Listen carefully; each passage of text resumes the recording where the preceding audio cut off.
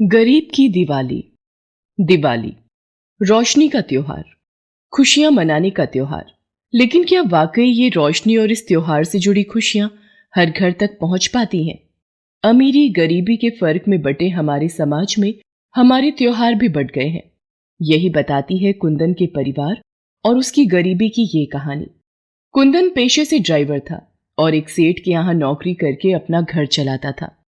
घर में कुंदन की पत्नी कुसुम और दो बड़े ही प्यारे बच्चे थे, रजत और सुमन। दोनों बच्चे पढ़ने में बहुत होशियार थे। पूरे दिन सेठ की गाड़ी चलाने के बाद भी कुंदन को इतने पैसे नहीं मिल पाते थे कि वो अपने दोनों बच्चों को एक अच्छे स्कूल में पढ़ा सके। दोनों बच्चे पास के ही सरकारी स्कूल में पढ़ते थे। ऐसे ही एक दिन, रजत और सुमन, आ गए तुम दोनों। कैसा रहा स्कूल? वैसा ही जैसा रोज होता है। अरे, ऐसे मुंह लटका के क्यों बोल रही है मेरी गुड़िया रानी? क्या हुआ रजत? माँ, दिवाली आने वाली है। हमारे सारे दोस्तों ने बड़े सुंदर सुंदर कपड़े खरीदे हैं और बढ़िया बढ़िया पटाखे भी खरीदे हैं। पापा हमें कब दिलाएंगे ये सब कुछ? अच्छा, तो ये बात है। थोड़ा सा सब्र कर लो बच्चों, मैं तुम्हारे पापा से पूछ के बताती हूँ। माँ, तुमने कल भी यही कहा था। मुझे पता है पापा कुछ नहीं दिलाने वाले। दिलाना होता तो अब तक दिला देते। दोनों बच्चे नाराज होकर वहां से चले जाते हैं। शाम को कुसुम कुंदन को सब बताती है। कुंदन उदास हो जाता है और कुसुम से कहता है, तुम्हें क्या बताऊं कुसुम, इस बार तो लगता है दिवाली पर कुछ खरीदारी नहीं हो पाएगी। अरे, ऐसा क्यों कह रहे हैं आप? साल में एक बार तो आती है दिवाली। कुछ हुआ है क्या? हाँ, वो परसों सेठ जी बहुत जल्दी में थे, तो उन्होंने मुझसे भी गाड़ी तेज चलाने को कहा और उसी जल्दबाजी में मेरा ध्यान हट गया और गाड़ी पीछे वाले खंभे से टकरा गई। अरे, आपने मुझे पहले क्यों नहीं बताया? चोट तो नहीं आई किसी को? नहीं नहीं, सब ठीक है, पर गाड़ी के पीछे की दोनों लाइटें फूट गईं। अपने सेठ जी को तो तुम जानती ही हो। साफ कह दिया उन्होंने, गाड़ी की नई लाइटें लगवाने में जो भी खर्च आएगा वो मेरी तनख्वाह में से काट लेंगे। अब तुम ही बताओ, उसके बाद क्या ही मिल पाएगा मुझे। अब समझ ये नहीं आ रहा कि बच्चों को कैसे समझाऊं। परेशानी वाली बात तो है। ये आपका सेठ भी ना एक नंबर का कंजूस आदमी है। इतना पैसा है मगर दिल नहीं है इसके पास। अब क्या करें, गाड़ी चलाने के अलावा मैं कुछ जानता भी तो नहीं। जो है जितना है उतने में ही गुजारा करना पड़ेगा। फिर भी मैं कल सेठ जी से एक बार फिर से बात करके देखता हूं। जी ठीक है। कुंदन सेठ काशीलाल की गाड़ी चलाता था। काशीलाल शहर का एक बड़ा ज्वेलर था। काशीलाल था तो मालदार, लेकिन एक नंबर का खड़ूस और कंजूस भी था। वो अपने यहां काम करने वालों से बहुत ही बुरा बर्ताव करता था और छोटी से छोटी गलती के लिए भी उनकी तनख्वाह काट लेता था। दूसरी तरफ काशीलाल की पत्नी सुगंधा एक समझदार और बहुत ही सुलझी हुई महिला थी। वो काशीलाल को कई बार खुद को बदलने के लिए समझाती, लेकिन काशीलाल उसकी एक भी नहीं सुनता था। अगले दिन कुंदन अपने सेठ के पास जाता है। सुगंधा भी उस वक्त वहीं पर थी। नमस्ते सेठ जी। अरे कुंदन, तू इतनी जल्दी कैसे आ गया? मुझे तो दुकान के लिए 10 बजे निकलना है। जल्दी आकर ये मत सोचना कि शाम को जल्दी छोड़ दूंगा तुझे। चल, अब आ गया है तो एक काम कर, जब तक मैं आता हूं तू गाड़ी चमका दे एकदम। जी सेठ जी, मैंने गाड़ी पहले से ही साफ कर दी है। वो दरअसल आपसे कुछ बात करनी थी मालिक।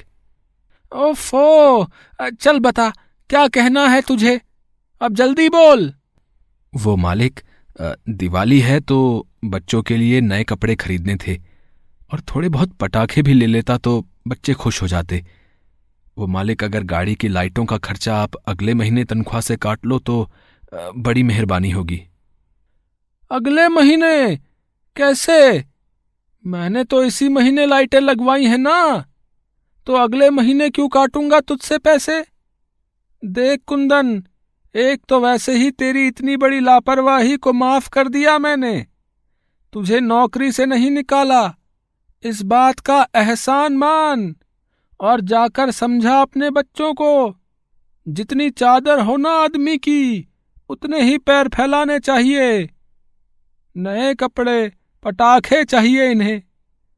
अरे सुगंधा, देख लेना, कुछ पुराने कपड़े पड़े होंगे, दे देना इसे। और पिछले साल के कुछ पटाखे भी पड़े होंगे गोदाम में, वो भी दे देना इसे। इतना कहकर काशीलाल घर के अंदर चला जाता है। कुंदन चुपचाप वहां खड़ा होकर सुगंधा की तरफ देख रहा था। उसकी आंखों में आंसू थे। वो अपने बच्चों के लिए नए कपड़े और नए पटाखे खरीदना चाहता था। सुगंधा कुंदन के पास गई और बोली, कुंदन, परेशान मत हो, मैं बात करती हूँ सेठ जी से। बहुत बहुत शुक्रिया मालकिन। कुंदन वहां से चला जाता है। सुगंधा तुरंत काशीलाल के पास जाती है और कहती है, गरीब आदमी है, जाने दीजिए ना, क्यों काट रहे हैं उस गरीब की तनख्वाह? एक तो उसके पैसे नहीं बढ़ाते आप, और जो देते हो उसे भी काट कर आधा कर देते हो। अच्छा, अब तुम मुझे सिखाओगी कि कैसे रखूं मैं अपने नौकरों को? तुम्हें नहीं पता कितना नुकसान कर दिया इस कमबख्त ने। गाड़ी के पीछे की दोनों लाइटें फोड़ दी थी इसने। हाँ, मुझे सब पता है, मैंने सब देखा था। खुद तो देरी से निकले आप, फिर उसके सिर हो गए। उसी जल्दबाजी में गलती हुई उससे। और चलो, पैसे काटने हैं काट लो, पर इस महीने दिवाली है जी। लोग तो दिवाली पर गरीबों को दान देते हैं, और आप उसकी तनख्वाह काट रहे हो। हाँ तो दिवाली क्या मेरी नहीं है? इन नौकरों की इतनी तरफदारी करने की जरूरत नहीं है तुम्हें। इनके दिमाग खराब मत करो तुम। अब जाओ, अपना काम करो जाकर, मुझे दुकान के लिए देर हो रही है। काशीलाल गाड़ी में बैठकर अपनी दुकान के लिए निकल जाता है। काशीलाल के पास सोने के जेवर से भरा एक बॉक्स था। वो दिवाली के लिए नया कलेक्शन लेकर दुकान जा रहा था। रास्ते में कुछ लुटेरे अचानक काशीलाल की गाड़ी के सामने आ जाते हैं। कुंदन को मजबूर होकर गाड़ी रोकनी पड़ती है। ये सब देखकर काशीलाल की हालत खराब हो जाती है। वो गुस्से में कुंदन से कहता है, अरे तुझे क्या जरूरत थी गाड़ी रोकने की? छटे हुए बदमाश लगते हैं ये। अब पता नहीं क्या करेंगे। हे भगवान, बचा लो भगवान। सेठ जी, क्या करता मैं? वो गाड़ी के सामने आ गए थे। पर आप बिल्कुल भी चिंता मत कीजिए, मैं देखता हूं इन्हें। आप ऐसा कीजिए, सबसे पहले ये गहनों का बक्सा मुझे दे दीजिए। हैं? तुझे दे दूं? पर भरोसा रखिए मालिक, मैं आपको और आपके सामान को कुछ नहीं होने दूंगा। कुंदन ने काशीलाल से गहनों का बॉक्स लेकर अपनी सीट के नीचे छिपा लिया। इतने में दो बदमाश गाड़ी के अंदर घुसते हैं और उनमें से एक काशीलाल से बोला, और सेठ, सुना है बड़ा माल लेकर जा रहा है? हैं? अरे दिवाली तो हमारी भी है। चल, जो कुछ भी है जल्दी निकाल। नहीं, कुछ भी नहीं है मेरे पास भैया। है, मैं तो बस ऐसे ही जा रहा था। अच्छा, हम दुनिया को चलाते हैं और तू हमें चला रहा है। सब खबर है हमें। तेरे घर से ही पीछे हैं हम तेरे हाथ में एक बॉक्स था। ए राजू, देख, गाड़ी में छुपाया होगा इसने माल। दूसरा बदमाश काशीलाल के आसपास जेवर का बॉक्स ढूंढने लगता है, लेकिन उसे वो कहीं नहीं मिलता।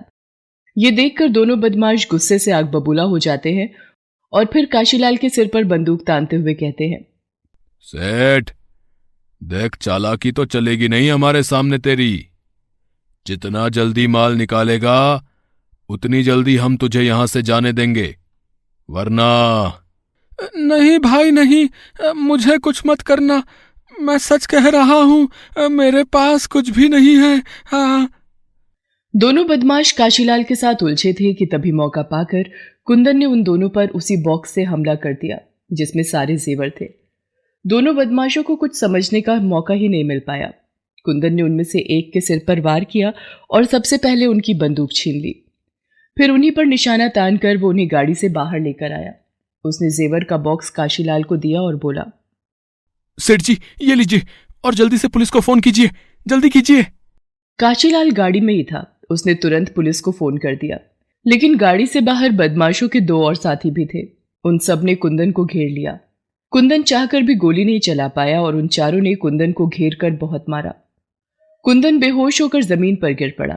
इसके बाद बदमाश काशीलाल की तरफ बढ़ ही रहे थे कि अचानक उन्हें पुलिस की गाड़ी आती हुई दिखाई दी। पुलिस को देखकर बदमाश घबरा गए और सब कुछ छोड़कर वहां से भाग खड़े हुए। बदमाशों को भागता देखकर काशीलाल ने चैन की सांस ली और फिर पुलिस को सारी बात बताई। कुंदन को तुरंत अस्पताल ले जाया गया। उसकी हालत काफी खराब थी।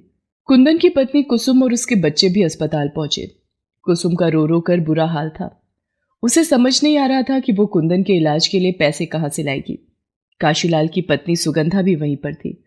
उसने कुसुम के कंधे पर हाथ रखते हुए कहा, परेशान मत हो, कुंदन जल्दी ठीक हो जाएगा। उसके इलाज का सारा खर्चा हम देंगे। आपका बहुत बहुत शुक्रिया मालकिन। नहीं नहीं, शुक्रिया तो मुझे कहना चाहिए। कुंदन ने अपनी जान पर खेलकर मेरे पति की जान बचाई है। हम कुछ भी करके उसका ये एहसान नहीं चुका सकते। क्यों जी, सही कहा ना मैंने? हाँ हाँ हाँ, बिल्कुल बिल्कुल। काशीलाल कुंदन के इलाज का पूरा खर्च उठाता है।